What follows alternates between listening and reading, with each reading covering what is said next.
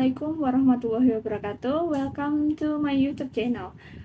Today we will learn about geometry. I'll use two languages in this video, Bahasa Indonesia and English. So I hope you can listen some terms about geometry in English, try to speak in English and write in English. But if you find some difficulties in English, you can try explain in Bahasa Indonesia.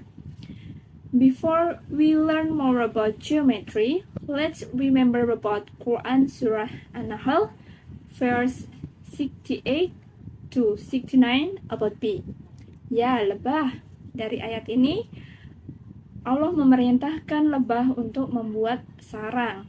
Dan kita tahu bersama bahwa lebah menghasilkan madu yang sangat bermanfaat untuk manusia, baik itu sebagai obat maupun sebagai multivitamin yang sehat untuk tubuh. Nah, bagaimana dengan sarang lebah? Mengapa bentuknya segi 6? Mengapa tidak lingkaran atau segitiga atau segi 4?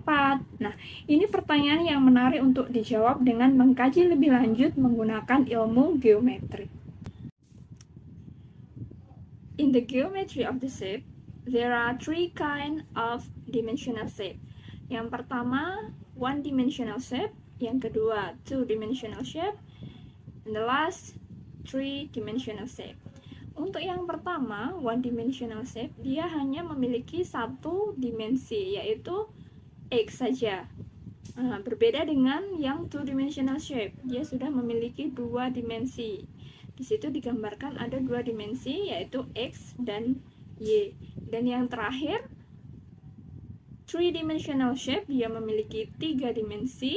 Sudah bentuknya bangun ruang ya, tiga dimensi. Ada dimensi X, Y, dan Z. In the geometry of the shape, there are three kinds of dimensional shape. Yang pertama, one-dimensional shape. Yang kedua, two-dimensional shape. And the last, three-dimensional shape. Untuk yang pertama, one-dimensional shape, dia hanya memiliki satu dimensi, yaitu X saja. Berbeda dengan yang two-dimensional shape, dia sudah memiliki dua dimensi. Di situ digambarkan ada dua dimensi, yaitu X dan Y. Dan yang terakhir, three-dimensional shape, dia memiliki tiga dimensi. Sudah bentuknya bangun ruang ya, tiga dimensi. Ada dimensi X, Y, dan Z. Nah, definisi pertama yang akan kita pelajari adalah point atau titik. Di sini, a point is like a dot. Ya, jadi digambarkan titik itu sebuah dot atau ya titik hitam di situ yang dia tidak memiliki has no size, tidak memiliki ukuran atau zero dimensional. Kalau tadi kita ada one dimensional, two dimensional, and three dimensional shape. Kalau dot atau titik ini dianggap tidak memiliki dimensi atau zero dimensional. Maksudnya dia tidak memiliki panjang, lebar, maupun tinggi. Ya, sehingga kalau kita bisa lihat pada gambar itu misalkan titik D, ya, titik P, kemudian titik R. Nah, di situ dia tidak memiliki panjang, lebar maupun tinggi. Nah, kemudian nanti apa bedanya dengan yang one dimensional? Nah, kalau one dimensional itu berupa garis atau line. A line is like a thin straight wire. Ya, di situ digambarkan kalau line atau garis itu sebuah garis lurus ya yang memiliki panjang, berarti dia memiliki satu dimensi yaitu dimensi panjang. Di situ digambarkan line, misalkan line AB atau line MN atau line F, line G. Ya. Di situ digambarkan bahwa kalau garis atau line itu digambarkan dengan garis yang memiliki dua tanda panah. Jadi kedua ujungnya memiliki tanda panah.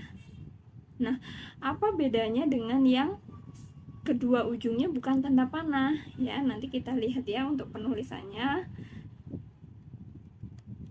ada istilah line segment or just segment ya. Biasa kita menyebutnya potongan garis. Jadi line segment itu adalah potongan garis yang digambarkan dengan misalkan itu di situ ya PR. Nah, segmen PR ini merupakan potongan suatu garis. Dia digambarkan dengan garis yang kedua ujungnya berupa dot atau titik. Jadi kita bisa bedakan kalau penulisan atau menggambarkan garis line itu adalah suatu garis yang kedua ujungnya diberi tanda panah. Bisa dinamai garis AB, MN, atau garis F, atau garis G. Nah, sedangkan untuk segmen ini, dia digambarkan sebagai garis yang ujung-ujungnya berupa titik atau dot. Ya, bisa ya membedakan. Nah, kemudian kita lanjutkan dengan ray, ya. Atau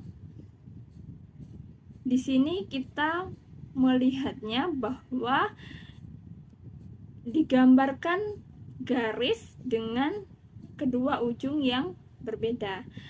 Ada initial point dan end point-nya, ada titik awal dan titik akhirnya. Kalau misalkan tadi kedua ujungnya diberi tanda panah atau diberi dua masing-masing titik. Nah, kalau di sini satu ujung diberikan titik dan yang ujung lainnya digambarkan dengan tanda panah. Ini merupakan sebuah ray atau sinar ya kalau misalkan kita bahasa Indonesia kan. Di situ contohnya adalah sinar KS, sinar AC atau AB ya, di situ digambarkan seperti itu.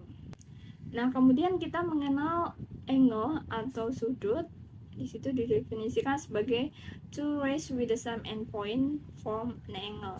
Jadi kalau menyebutnya kita bisa menyebut dengan sudut P, di situ dicontohkan, atau sudut 4 ya. Kita bisa menuliskan dengan angka maupun huruf, dan kadang digambarkan dengan istilah interior dan eksterior. Kalau interior berarti sudut-sudut yang berada di dalam kedua sinar atau kedua garis tersebut. Kalau eksterior berarti sudut-sudut yang berada di luar dari ray atau sinar, kedua sinar yang membentuk sudut. Nah, istilah lain yang perlu kita kenal yaitu plane atau bidang datar.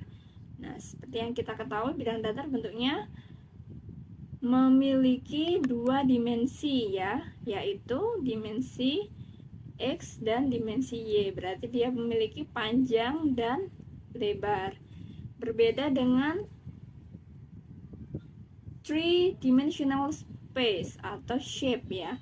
Dia memiliki 3 dimensi, dimensi X, Y, dan Z, sehingga kita bisa melihat bentuknya secara 3 dimensi ya.